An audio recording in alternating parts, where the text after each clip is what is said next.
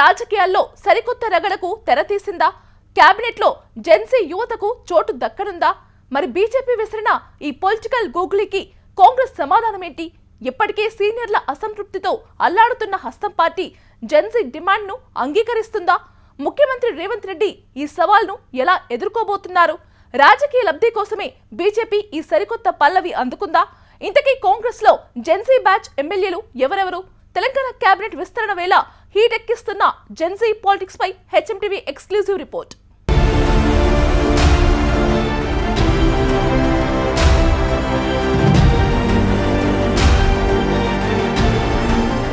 దేశవ్యాప్తంగా ఇప్పుడు జెన్జీల చుట్టే చర్చ జరుగుతోంది. నీట్ పరీక్ష లీక్ కారకులను కఠినంగా శిక్షించాలని, అందుకు బాధ్యత వహిస్తూ కేంద్ర మంత్రి రిజైన్ చేయాలంటూ ఢిల్లీ నడిబొడ్డున లక్షలాది మంది యువత కదిలివచ్చి ఉద్యమం చేశారు, సక్సెస్ అయ్యారు. అయితే యువతే ఈ దేశ భవిష్యత్తుకు ముఖచిత్రమని మరోసారి రుజువు చేశారు. అయితే ఇదంతా చూసిన తర్వాత సీఎం రేవంత్ రెడ్డి ఒక అడుగు ముందుకేసి జెన్జీలకు రాజకీయ ప్రాధాన్యత కల్పించాలనే సరికొత్త ప్రతిపాదన తెరమీదికి తెచ్చారు. చట్టసభల్లో జెన్జీలకు మరింతగా చోటు ఉండాలనే అభిప్రాయం వ్యక్తం చేశారు. ఎమ్మెల్యేగా, ఎంపీగా పోటీ చేసేందుకు అర్హత వయస్సును 25 నుంచి 21 ఏళ్లకు తగ్గించాలని కోరారు. ఆ దిశగా తాను చొరవ తీసుకుంటానని ఆగస్టులో జరగబోయే అసెంబ్లీ సమావేశాల్లో తీర్మానం చేసి కేంద్రానికి పంపిస్తామని చెప్పారు సీఎం రేవంత్. అసలు ఆ నిర్ణయం ఎందుకు తీసుకోవాల్సొచ్చింది? ఇదే ఇప్పుడు రాజకీయ వర్గాల్లో చర్చ. ఎన్నికల వయసు తగ్గింపుపై ప్రత్యేక తీర్మానం కూడా ప్రవేశపెట్టనున్నారు.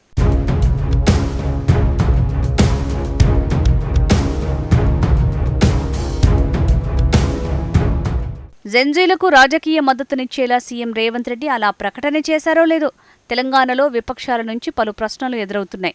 కాంగ్రెస్ అధికారంలో ఉన్న రాష్ట్రాల్లో ఎంతమంది జెన్జీలకు మంత్రులుగా, ప్రజాప్రతినిధులుగా అవకాశం ఇచ్చారో చెప్పండి అంటూ సవాళ్లు విసురుతున్నారు. అసెంబ్లీకి పోటీ చేసే వయసును తగ్గిస్తూ బిల్ తీసుకురావచ్చు, కానీ మొదట ఖాళీగా ఉన్న 2 మంత్రి స్థానాల్లో ఒకటి జెన్జీలకు ఇవ్వాలని డిమాండ్ చేశారు ఎంపీ అరవింద్. రేవంత్ రెడ్డికి యువతపై నిజంగానే అంత ప్రేముంటే ప్రస్తుత తెలంగాణ కేబినెట్లోనే నవతరం నాయకులకు తక్షణమే మంత్రి పదవులు ఇవ్వాలని మరో బీజేపీ ఎంపీ, కేంద్ర సహాయ మంత్రి బండి సంజయ్ డిమాండ్ చేశారు.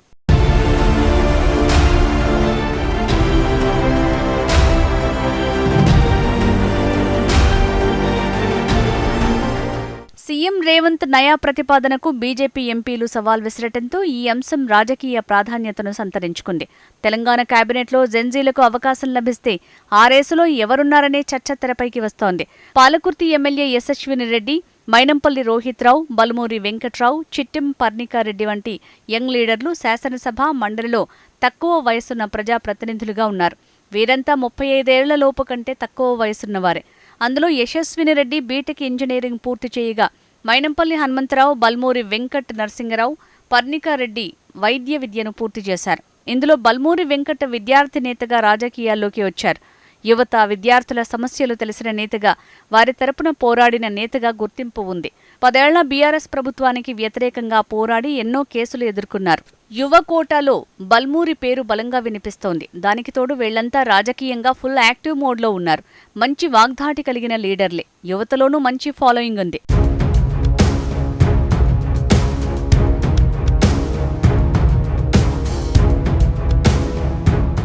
యువ ఓటర్లను ఆకట్టుకునే వ్యూహంలో భాగంగా తెలంగాణ నుంచే ఈ మార్పునకు శ్రీకారం చుట్టాలని సీఎం రేవంత్ యోచిస్తున్నారా?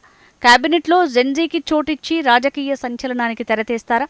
కేంద్రంలోని బీజేపీ సర్కార్పై మరింత ఒత్తిడి పెంచే దిశగా సీఎం రేవంత్, కాంగ్రెస్ హైకమాండ్ ఏమైనా నిర్ణయం తీసుకోనుందా అన్న పొలిటికల్ చర్చలు జరుగుతున్నాయి.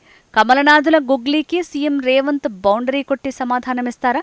ఎవరూ ఊహించని విధంగా ఖాళీగా ఉన్న కేబినెట్ పోస్టుల్లో ఒక స్థానాన్ని నవతరానికి కేటాయించి రాజకీయంగా బీజేపీని ఇబ్బందుల్లోకి నెట్టే ప్లాన్లో ఉన్నారా అన్న చర్చలు వినిపిస్తున్నాయి. అయితే కేబినెట్ పదవి కోసం ఇప్పటికే కాంగ్రెస్ సీనియర్ల మధ్య తీవ్ర పోటీ ఉంది. ఇలాంటి తరుణంలో సీఎం రేవంత్ డేరింగ్ స్టెప్ తీసుకుంటారా అన్నది ఉత్కంఠగా మారింది.